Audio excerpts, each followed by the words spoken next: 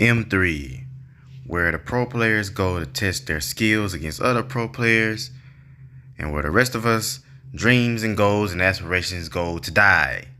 Because ever since M3, and thank God that it's over, the game has been. The game is just not. It's. There's no nice way for me to put this, so I'm gonna let Joe take it away. Joe? That shit is a two-pack of ass. Alright, no intro here. I'm just gonna get straight into it. Now, why would I say that? Why would I say that Mobile Legends has been less than stellar for everyone else after M3? Well, over this Matilda gameplay, I will let you know why I feel such way. And I will back myself up, not with facts, because who has time for that shit? Just by sheer emotion of all of the struggles. Actually, I will back it up with facts. Exhibit A. Now, to you, this may be another screenshot. Or it's like, well, that happens to me all the time. Blah, blah, blah, teammate. Look, no. Now, here's the problem I have with this, okay? This has been damn near every single game. I'm not being a conspiracy theorist. I'm not just saying that, hey, I'm losing more because M3 is here. I'm just saying that the matchmaking has been god-awful, and the game, especially when M3 first came about, like round one when it was first coming up, oh man, the game was unplayable. Okay, let's get that out the way. The only evidence you needed was the fact that it took 2 to 3 minutes to find a game. Why is that? Why did it take so long to find a game? It was never that long. Look, to their credit, Moonton had fixed the matchmaking as when this latest update, the update when they revamped Lancelot stupidly, and all these other Odat and all that crap came about. Yeah, Hayabusa. You click the button, you're in a match. It was like start booting up. It's like, dang, they really fixed the matchmaking. And yes, some of the games were very frustrating, but that's just how it is in a team-based game. Like, any game is going to be frustrating at some point, whether it's Overwatch, where you have to rely on your team, Halo, Destiny, like any of those games where you have to rely on your team to be successful in a team environment. I get it. Yes, one player can carry at times, most times, yada, yada, yada. But just like any other team-based anything, game, sporting event, like Michael Jordan doesn't become the greatest of all time unanimously, or I ain't gonna say unanimously because some people don't believe he is. People don't highly regard Michael Jordan as the greatest of all time. If Michael Jordan didn't have the help he had, it'd be the same with LeBron. It'd be the same with Steph Curry. If you watch basketball, you know who these people I'm talking about. If you don't, I'm sorry. Tom Brady, there's another one, football. I don't really watch anything outside of those two, honestly, sorry. But in any event, these people don't break these records. These records don't happen without their team being somewhat competent enough to help them along the way. They just have extraordinary skill to where they can shine or outshine their competition. And they're like extraordinary talents. Can't take that away from them. Individuals, yes, is great, but you need a team. So with that being said, there's only so much a person can do when you have the teammates that I've been having and that a lot of other people been having. And it's not just, oh, they're bad, or they're bad at the game, or they're just not having a good game. No. When M3 started, the trolling became out of control. Like, every now and then you run into a troll, but no, there's like serious trolling going on. And maybe it'll stop now that M3 is over. I don't really see any signs of it slowing down, because why would everything just go back to normal magically because M3 is over? Or we've crowned our champion. The rest of y'all can stop suffering now. Was that it? No. I don't believe that for a second. the trolling. If you know trolling, if I pick a marksman, okay, you don't go behind me and pick another marksman. Or two mages, yada yada yada. It just goes, like that. Or oh, somebody banned a hero on accident. Or not even on accident. Somebody banned a hero whether it was on accident or not. And I say or not because during the draft, I don't understand you people. How do you not just pick a team, a decent team comp when you have a draft? It's not like now the everyone under Epic. I totally get why there could be some miscommunication there. You're not going to typically get good team comps in Grandmaster, Master, all of those ranks because you don't know what the enemy is going to pick. And until someone shows you what they're going to pick, like actually pick their hero, you can't really like base your pick off of what your team is doing or what the other team is going to do because you can't see. You don't have all of this time like we do in Epic and up. You also can't ban heroes, so you just have to deal with. And man, that is crazy to think about. You just have to deal with any of like the OP meta heroes that the game has out now. You got to deal with it. Now, luckily at that rank, unless it's Smurf accounts, people aren't like just amazingly good yet. They're going to get there, but some people you have gems like, oh man, the games like these are just easy. So now you got to deal with that crap. But you don't get to ban people. So what's the excuse for people in Epic and up? You get the ban. You have a ban phase first. That's first. You have a ban phase. 3 on each team. You have a ban phase, okay? So even if you, for whatever reason, mess up the ban phase, and by mess up the ban phase, I mean not banning it all. Or I don't know, you ban Mia. Like, come on. You don't ban Mia in Epic. I don't know how she is like in Mythical Glory. Maybe she's like top tier. She's a very good marksman. Don't get me wrong. I will play Mia if I ever had the chance, but she's not my first pick right now. But she's very, very good if you in the hands of a right person. Don't get me wrong. I'm not saying that Mia's bad. Hell, she's actually Moonton's favorite marksman apparently because she's all over plastered all over the game. Hell, she's the icon for the game. So she isn't bad by any means. I just mean there are more people or more heroes I'd rather not deal with. If Paquito hasn't been banned yet, or if there's a Hayabusa or, X-Board, whatever it is that people don't, Valentina, especially her. Hell, out Roger. Like, ban one of them first, man. Don't go and ban Bane.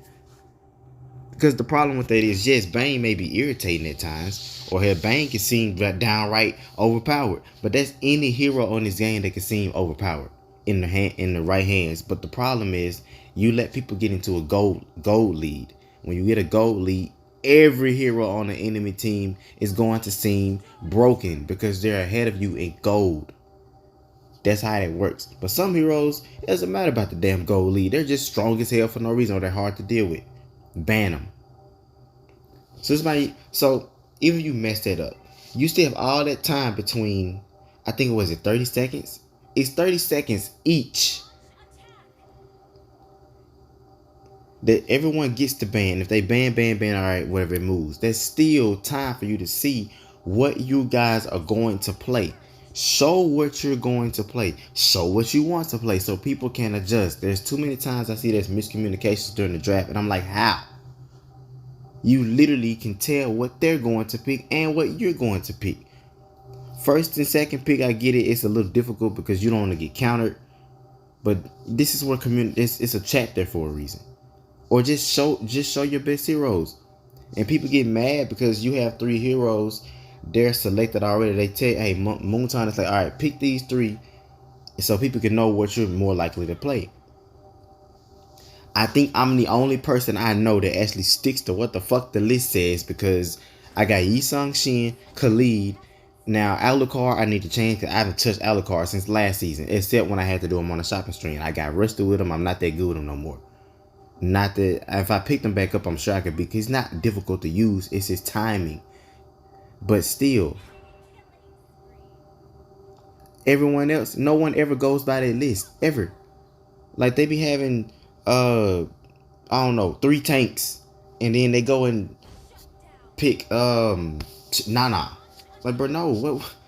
How we can't go off if you have like Hylos, Tigreal, and Minotaur or some shit.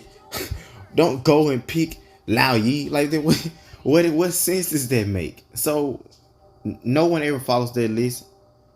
So that's where that came from. So don't get mad if someone bans your hero. They probably just don't think you're actually gonna play because you didn't show that you wanted to play them. This is what the pre-selection button is for, so we can know what the fuck is going on. Then we get to the game. The marksman is taking the jungler's buffs. Why? Why are y'all taking the jungler's buffs when that is literally how the jungler stays on par, or even if not ahead of everyone else? This is how they level up. Why do y'all do this? Do you not know that now you're putting your team at a disadvantage? Because now their jungler is at level 4. You're still in the jungler's buffs. The jungler's at level 2 now. Well, guess what the fuck is finna happen? This is that gold lead I was talking about. And then call the jungler trash when the jungler is struggling. No, the jungler isn't trash. They happen to pick a tank. Your team didn't pick a tank. Now they're getting harassed in the jungle. Someone's taking the jungle buffs. No one's helping the jungler. Like, there's a such thing as not supporting your teammates. They can't do it alone. I'm sorry. I don't care who you are, especially you gotta know your personnel. If I pick YSS is not good early game. He just isn't. Everyone knows that. Why would you not support a YSS early? You see 3 people, a tank, a fighter, or a mage, and their jungler rushing the damn jungle, and you don't go help. What do you expect that person to do? Secondly, M3 has also ruined the gaming experience for me because there are too many goddamn people thinking that they're playing in M3. You're not a pro player. I'm sorry. I hope to be there one day. I do, because I actually like doing this. As many headaches as Mobile Legends causes me, it's fun when bullshit just ain't happening. And if I could just stick to one role, I would want to play at M3 one day. But I'm not a pro player. I tell people that all the time. I'm not a pro player, therefore I'm not going to try to do what the pro players do. I'm going to do what I can do. I'm going to do the best that I can, and I'm play heroes that I can play. And I'm going to do what I know works. I seen a person say, such and such as meta is in M3. This is not M3.